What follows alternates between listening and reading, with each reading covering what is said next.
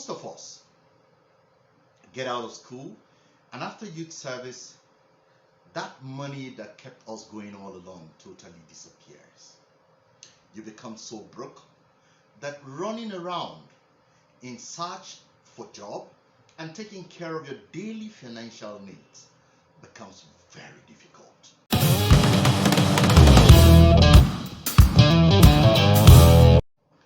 As a fresh graduate, it is always the norm to get out into the world of uncertainties with all the excitement that you're finally through with the struggles of what should get you your dream job. So you can start living your dream life. Now, most of us get out of school, and after youth service, that money that kept us going all along totally disappears. You become so broke that running around in search for job and taking care of your daily financial needs becomes very difficult. Now, there is no doubt that we all want a good life, and of course that comes with a good job, no doubt. Unfortunately, life after school or even youth service becomes the worst experience you had ever envisaged. We all know what it is like. Now, as a fresh graduate, the next task is to get your resume well prepared, ready to start moving from one office to another in search of a job. Unfortunately, hopes get dashed, and a lot of young graduates end up losing their heads by getting involved in vices. I remember when I was about to graduate from the university, I had this excitement that life was going to become better for me and my family members. And I began to dream some very exciting dreams, like sitting in a cool office, driving in a good car, getting married soon enough, and of course living in my own dream house. Very lofty dreams, I must say. But all of this were cut short in just 3 months after I finished my youth service. I came face to face with realities. And sincerely, life became tougher than I ever expected. At some point, I couldn't even afford an ordinary roll-on. I couldn't afford new clothes. I couldn't even afford a dime to sit on a bottle of drink. That was how worst it got. I could see life gradually leaving me. So one day, my elder brother's wife noticed how depressed I was. And she walked up to me and said, "Tim, take these and go out there to hang out with your friends." Whew. Well, as much as that was a saving grace for me, it got me really thinking. I started feeling that the depression is obviously becoming a problem for others. I became very uncomfortable because I started feeling like being a burden on my elder brother's family. Now, I would sit down and start thinking alone, sometimes ask myself about why I was going through all the mess, all the challenges, no job forthcoming. Sincerely, I had walked around Lagos at the time with no job in sight. Maybe I should just pack my things and go back home to join my aged father. That was the thought that began to come in.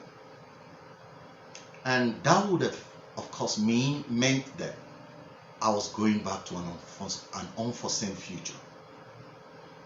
Now, I thought for a very long time.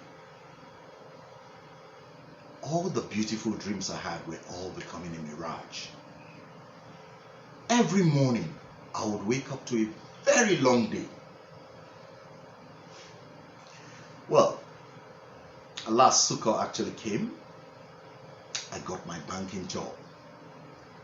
Now the truth is, not many had this opportunity in life. And to be very candid, the opportunities are getting slimmer by the day.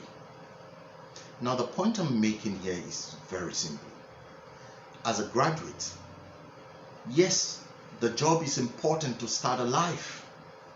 But again, the most important thing is not just about finding a good and great job. It is about finding a source of income that is sure enough to never keep you out of funds. Something that only you can decide when to retire. Not the case of you being asked to resign involuntarily, or someone deciding to sack you or threatening to sack you. But let's face facts here today.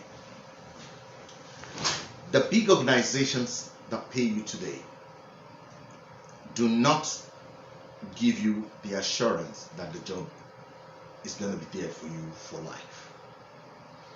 As for those civil service jobs that are assumed to be for life, it doesn't guarantee you the dream future that you've always wanted. Now, unfortunately, there are millions of graduates roaming the streets in search of this very kind of jobs. So, I ask this question today. If you had the opportunity to never have to go out there in search of a job that would not guarantee your future, would you take it or just let it go? Now, in case you are not conversant with your chances, let me reveal something here that will probably startle you today. I did a little research earlier in the year, or late last year, on unemployment in this country, which was for the fourth quarter of 2020. And this is what I found. There are about 2.9 million unemployed graduates out there with no hope of getting a job anytime soon. Unfortunately, too, we continue to churn out hundreds and thousands of graduates at least twice each year.